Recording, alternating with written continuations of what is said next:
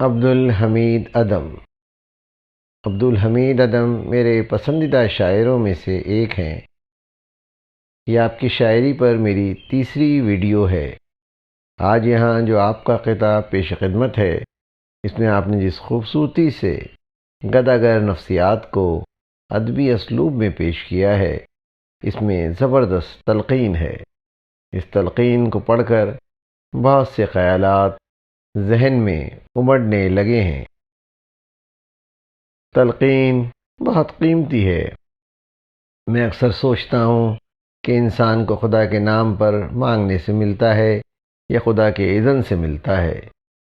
انسانوں سے خدا کے نام پر مانگنے والے اکثر انسان یہ نہیں جانتے کہ بہت سے خدا کے نام کو سن کر دینے والے بھی خدا سے اپنی بہت سی خواہشات کی تکمیل کے لیے دیتے ہیں، ورنہ وہ شاید ہی کچھ دیں۔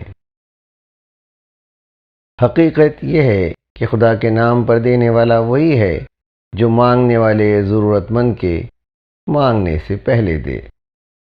قرآن مجید نے بھی خوددار ضرورت مندوں کو تلاش کر کے دینے کی ترغیب کی ہے، جو لوگوں سے لپٹ کر نہیں مانگتے۔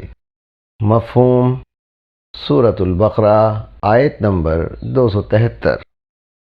خدا کا نام لے کر انسانوں سے مانگنے والے اکثر گداگر ساری زندگی گداگر ہی رہتے ہیں۔ اس جملے کے ساتھ یہاں اس گفتگو کو سمیٹتے ہیں اور ادم کے اس قطعے کو سنتے ہیں اور اس کے نتیجے میں ذہن میں امڑنے والے خیالات پر غور و فکر کرتے ہیں۔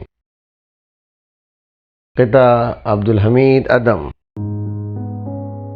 اے گداگر خدا کا نام نہ لے، اے گداگر خدا کا نام نہ لے، اس سے انسان کا دل نہیں ہلتا۔ یہ ہے وہ نام جس کی برکت سے اکثر اوقات کچھ نہیں ملتا۔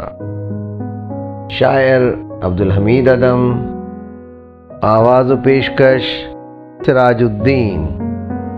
ویڈیو پسند آئی ہے تو لائک کیجئے، سبسکرائب کیجئے تاکہ آپ کو میری نئی ویڈیو کا نوٹیفیکیشن بر وقت مل سکے۔ شکریہ۔